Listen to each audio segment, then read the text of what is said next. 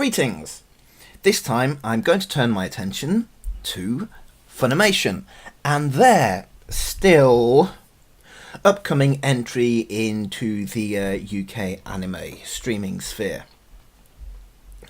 You will have to bear with me through any pauses and coughs and stuff like that. The reason I've not been in a position to record anything for a good couple of weeks now is I had a stinking rotten cold, which meant that, well, talking wasn't exactly something I really wanted to do. More or less better now, but not quite. But this can't wait. So, a few months ago, Funimation announced that they were finally going to actually launch their service over here in the UK and the Republic of Ireland. You know, like what we've been waiting for quite a while. Yeah. We've been waiting for a while on that. And they originally estimated that it would launch in February. And we waited for news. And their site went up with details, and then got locked out of the UK and Ireland, and then went up, saying coming soon, and then not much information. And then, we'll be launching in March. Finally, a lot of us thought. Obviously, things have been taking a little bit longer to get sorted out, but, you know, March, fairly large target, 31 days, not exactly small. And, has little things like, the Easter long weekend, a nice 4-day weekend. That's perfect for watching a crap ton of streaming video. Because even if they launched before this coming season, which basically for some shows starts like tomorrow, Sunday, April 4th, Sunday, April 3rd, god damn it. So I read the 4 on the calendar and that's April. Yeah, so, they got a huge back catalogue, a lot of which they have been feeding us piecemeal across March. It's like, lots of things that have either been only available on Animax, or Viewstar, or, well, they didn't have any official UK release at all. Just like, fantastic! And, a lot of people were saying, can we have some more information? Can we have all the information? Can we have an actual launch date? As things got closer to the end of March, especially on the Facebook account, every news article that they put out on their feed, there was always at least one person saying, are you still on schedule to release in March? The last thing they posted on their social media channels was about a week ago. And yeah, people were asking them on Facebook and on Twitter, we're running out of March, are you still on schedule to release in March? I mean, it was becoming clear at that point that the answer was almost definitely not. But an answer would have gone down really well.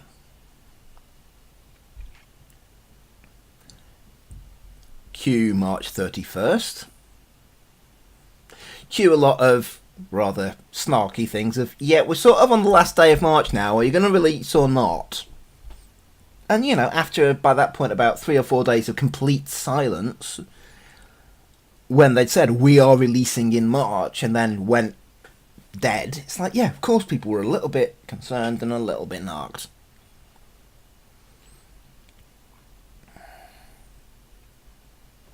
And the 31st passed.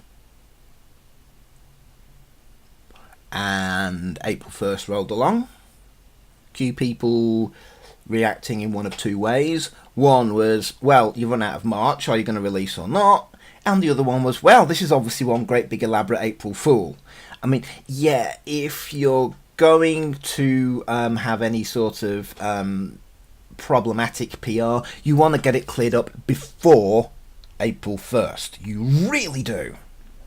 They didn't. In fact, by the time they put out any official statement, they had something go out on their Facebook feed, and they had an email sent out because they their site, as it is so far, has a sign-up link for mailing list to be kept abreast of what's going on. They did email people out. On April the 1st. At quarter to bloody midnight.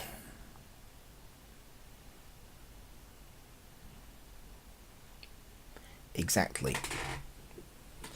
Now, being that we've had so far, services like Animax that really weren't very timely and had a habit of not responding to requests for information, Viewster, who were very, very good at responding to feedback when they were still primarily Europe focused, and as soon as they switched to the Marcase focus and trying to grab the North American market and all of that, and switch to the merch box, and see my previous vlogs about how I feel about that, and I've got something to say about the unfortunate, and yes, it is unfortunate, demise of that service. I will be vlogging about that at some point. Again, see previous comment about Stinking Rotten Cold. But as soon as Amakase went live, Viewster's kind of feedback and, interaction and, answering people's questions and concerns went way down. Crunchyroll? Pretty good at PR, except they forget that the rest of the world exists. I mean, they don't exactly, but they will kind of go, hype, hype, hype, hype, hype, hype, hype, hype, hype, only available in the US and Canada. Not quite so good if you're over here. So the UK anime fandom is a little bit too used to being shat upon from a great height. We don't react well to little things like not being told a damn thing. Funny that. So currently, the latest state of play, announced at quarter to midnight, the day after the end of the month, that they said that they were going to have their already delayed release. Thursday, April 7th. I mean, they say they'll have a complete 30-day free trial because, obviously they didn't want these delays. That's clear. They weren't doing this on purpose. They didn't want any of these delays. They're not just bringing their service over to the UK, they're completely refreshing their service America side as well, so it's bringing a whole new platform, and the fact that they are it's not like Crunchyroll where you just have one membership and then what you can see changes depending on where you are, and again, a bit like what Netflix does things as well. It's more like, no, the UK and Ireland service is its own service. So yes, they are releasing a whole new platform based on a whole new way of doing things. Oh, I have an email. But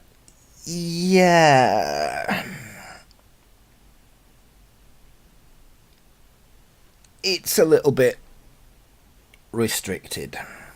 It's not quite what we were hoping for. And also, apparently,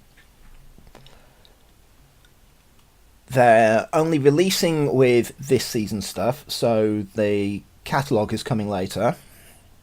Hold on, let me just dial into their official site for further details so that I can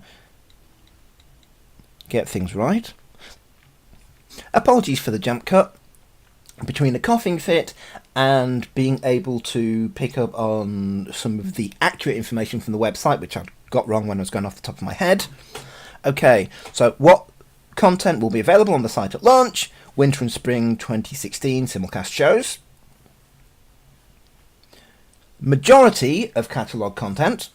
If not available at launch, all shows that we have UK and Ireland rights to will be available shortly thereafter.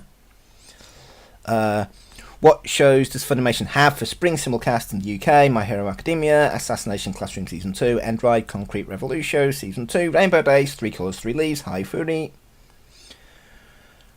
What functionality will the site have at launch? The usual site stuff. What functionality will the site not have at launch? PayPal as a payment option.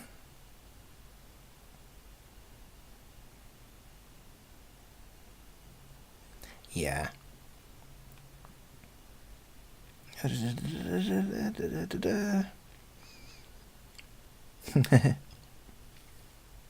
Do you have apps for iOS? Yes, coming soon. Android? Yes, coming soon.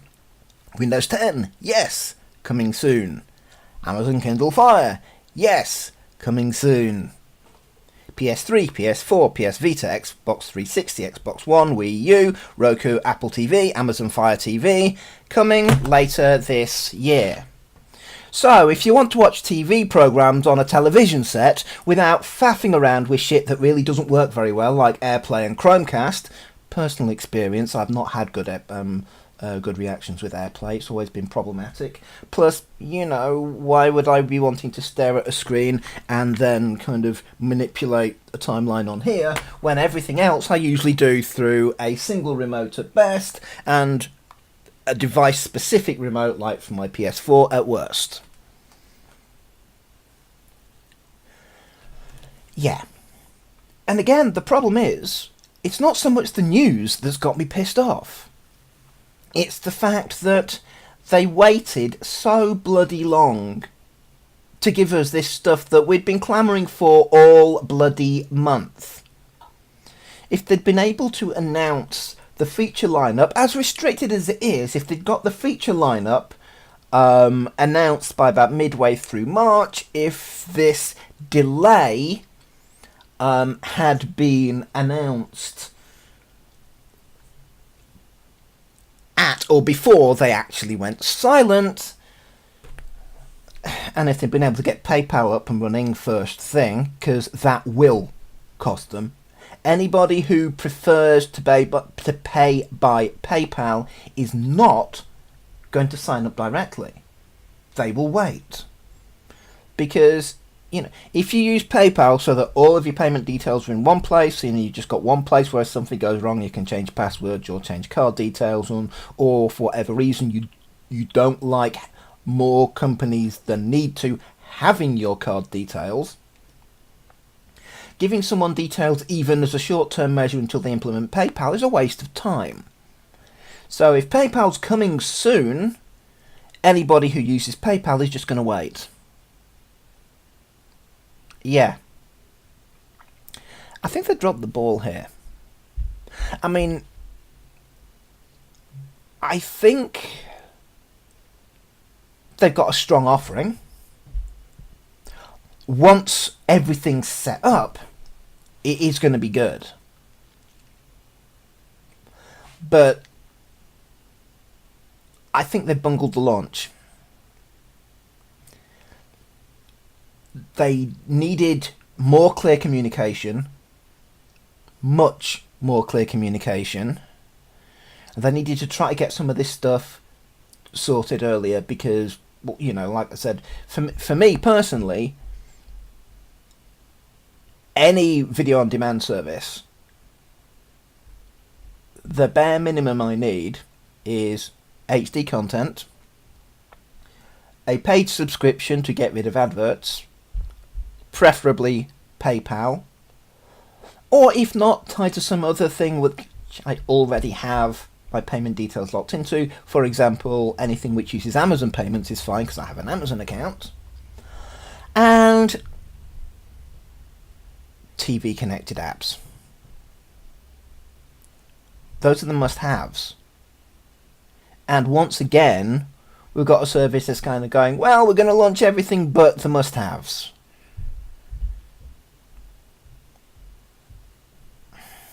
People wonder why I'm a cynical, ranty bugger.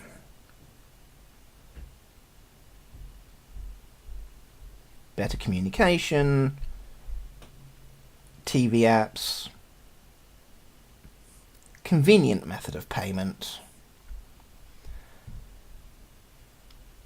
Just answer questions when people ask them. And if you're not in a position to answer questions, just say, we're not in a position to answer. Yes, that's a really, really irritating hand-wavy answer, but at least it's still a way of saying, yes, we can hear you, yes, we know that you're all concerned, no, we can't give you any questions right now, but we're not going to stick our heads in the sand and pretend that you're not asking anything. Yeah. Oh well. All fun. Or not. But for now, until next time, see ya.